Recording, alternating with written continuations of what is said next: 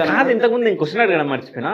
ఇప్పుడు మీరు 2,50,000 తోటి క్లాత్ కొన్నారు కదా, డ్రెస్సెస్ కొన్నారు కదా, ఈ బటన్స్ అవన్నీ పోయినాయి అని చెప్పి, అవన్నీ ఏం చేసారు మీరు? ఇప్పుడు అలా ఉన్నాయి అన్న, అట్లాగే ఉన్నాయి. అలా ఉన్నాయి అంటే ఎలా ఉన్నాయంటే క్లారిటీగా లేవు. అంటే ఎంత తెచ్చామో అంత లేదు.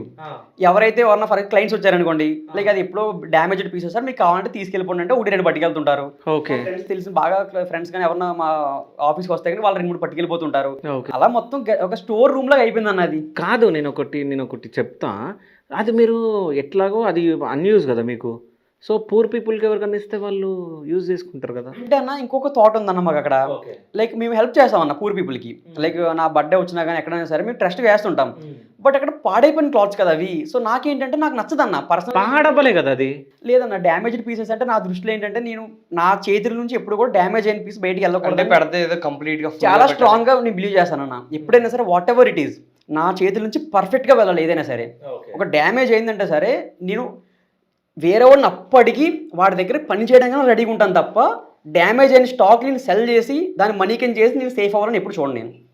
సో నా స్ట్రాంగ్ బిలీఫ్ ఏంటంటే నా చేతి నుంచి వెళ్ళి ప్రోడక్ట్ ఎవరు బ్యాడ్గా తీసుకోకూడదు, ఈవెన్ 1%.